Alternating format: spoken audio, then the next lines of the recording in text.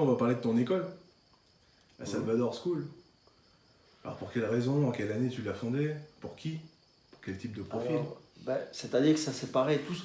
Enfin, moi, tout le long de ma vie, ça s'est fait tout naturellement, quoi. Donc, c'était dans les années 96, 97 avec Blanchard, puisque le championnat de France de supermotard était au plus bas.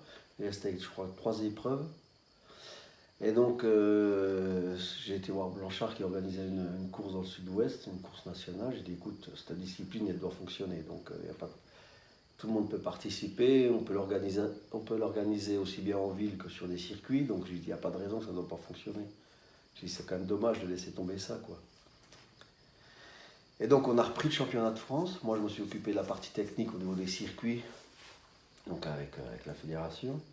Et puis lui s'est occupé de la partie promotionnelle, quoi. Donc l'année d'après, on avait 300 mecs de nouveau sur la grille de départ. Ah ouais. Et puis suite à ça, on a eu des demandes pour organiser des stages. Les pilotes demandaient pour faire des stages de pilotage. Donc c'est là que je me suis lancé, que j'ai commencé à faire des stages en début d'année.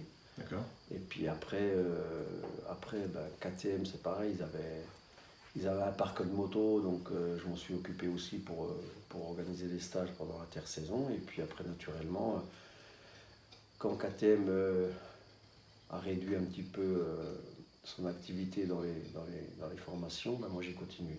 J'ai continué puisque bon, la piste à Villars était tout près de chez moi. Et puis voilà, quoi.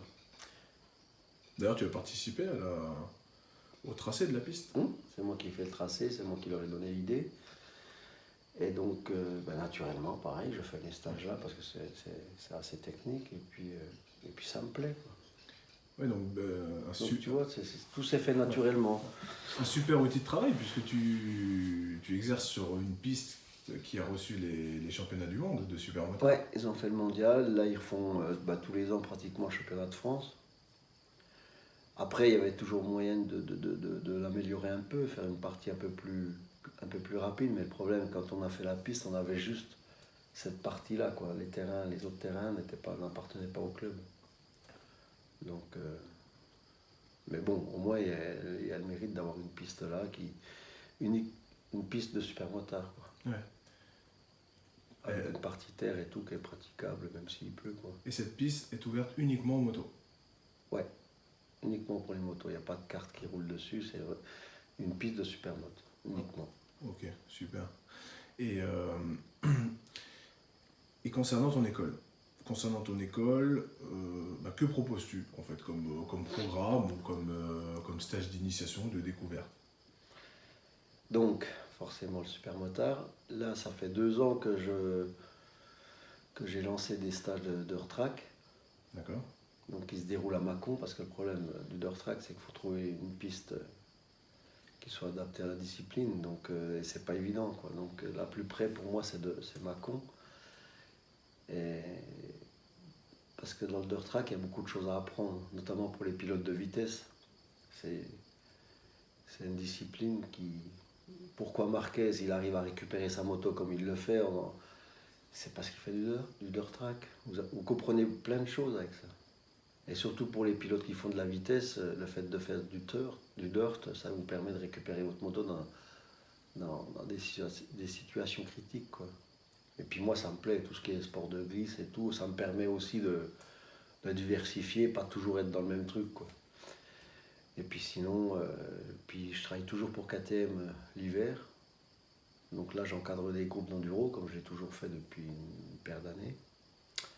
Et puis aussi maintenant, les tours avec les trails, quoi. Parce qu'il y a beaucoup de gens qui sont intéressés pour apprendre et puis pour être un peu plus à l'aise avec leur moto, quoi. Donc ça, c'est ce que tu proposes? Aussi, ouais. Avec KTM, avec le concours de KTM. D'accord. Donc on fait des balades dans la région ici, et puis on alterne avec du tout-terrain, des pistes faciles, hein, entre guillemets, hein, pas du hard. Hein. Donc, et puis un petit peu de stage aussi de pilotage, comment se servir dans leur moto, voilà, quoi. Concernant tes stages de supermotard, est-il possible de pratiquer sans aucun niveau, de venir vraiment te consulter, te voir sans aucun niveau? Bien sûr, de toute façon, les 2 tiers des stagiaires que j'ai, c'est des gars qui font de la route. Ils font pas de compétition, ils ont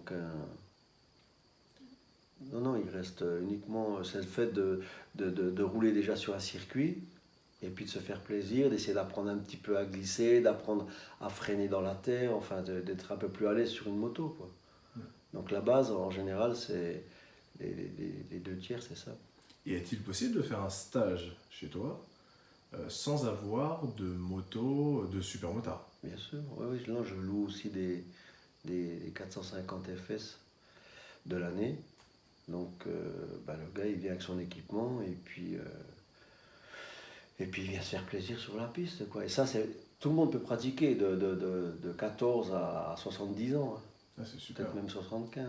Hein. Mais non, mais c'est le bitume, tout le monde peut rouler sur du bitume, quoi.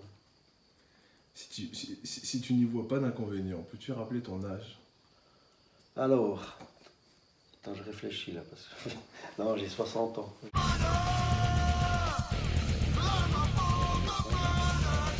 Mais bon, ça c'est mon âge. Après, dans la tête, je pense pas avoir 60 ans, quoi. J'espère que ça va encore durer. Si tu veux bien, j'aimerais que tu nous donnes quelques conseils pour débuter. Alors parce que souvent les questions reviennent, je souhaite m'initier au supermotard, j'ai pas de moto, quelle moto conseilles-tu? Par exemple, pour commencer, avec un budget vraiment moyen, sans partir sur du neuf, qu'est-ce que tu conseillerais? Bah déjà de prendre une moto avec démarreur électrique, quoi, parce que bon, démarreur avec le kick, c'est quand même, ça commence. Au niveau budget, je pense qu'il faut quand même pour avoir une moto en état, il faut que ça tourne autour des 5 000 à 6 000 euros, quoi. D'accord. Après, bon, déjà l'équipement aussi, ça c'est important, quoi. Au niveau du cuir, de la dorsale, des protections, c'est quand même. Ça, c'est des choses qu'il faut pas négliger, quoi. Et souvent on adapte un enduro en supermotard.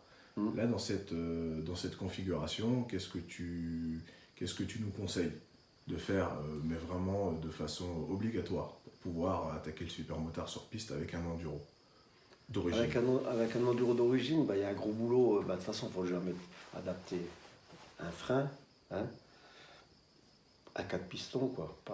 On ne peut pas garder le frein d'origine, là, surtout pas la pince, parce que ça va chauffer, et puis après, on n'a plus de frein, quoi. Donc les roues, les freins, préparer les suspensions, donc déjà là, ça fait déjà un budget.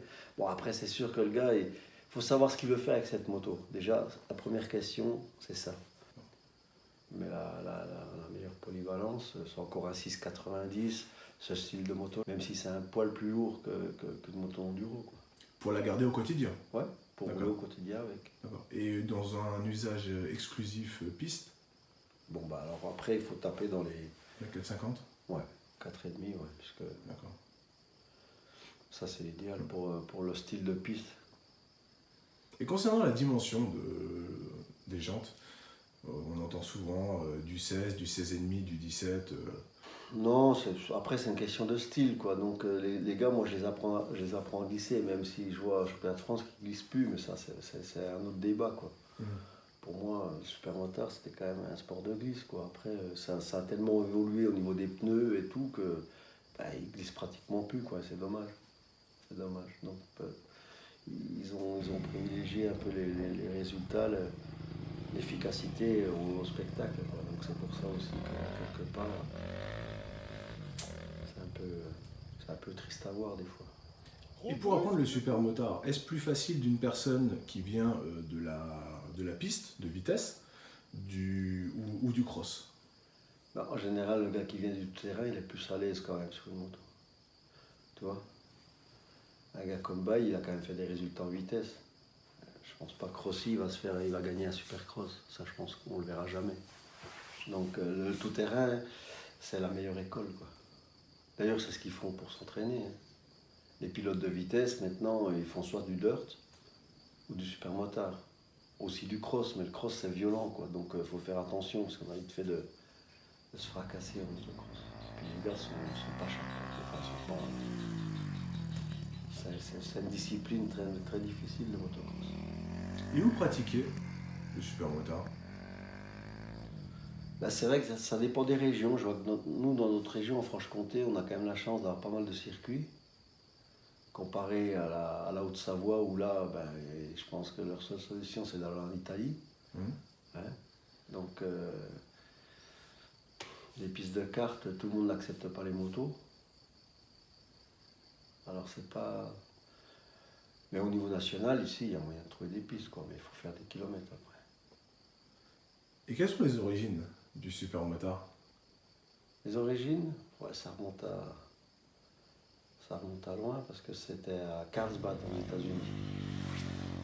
C'est les Américains qui ont organisé une course en fin d'année pour élire le meilleur pilote entre le motocross et les pilotes de vitesse. Donc en ce temps-là, il y avait Malherbe, il y avait Carl Quist qui se comparaient par rapport à Lawson, quoi. Ils roulaient ensemble, ils ont organisé cette course une fois dans l'année pour la télévision. Et après, ça a débarqué en France. Une fois dans l'année à Carole, ils organisaient une course de supermotard. Et c'est parti avec Sequoia, avec donc, Brocherie et Vassar qui ont organisé le championnat de France en 87 ou 88. Là, il y a eu le premier Montlhéry et après, ils organisaient des courses un peu partout en France, quoi. Donc là, on roulait en centre-ville, on roulait sur les quais à Rouen, enfin, ou dans les champs de foire. Mais bon, on s'éclatait, quoi. C'était vraiment une bonne époque, quoi. Gilles, un grand merci pour l'accueil, un grand merci pour ta gentillesse. Mais de rien, Samir. Ici, ça se passe comme ça. Ah, c'est l'auberge espagnole. Merci Gilles.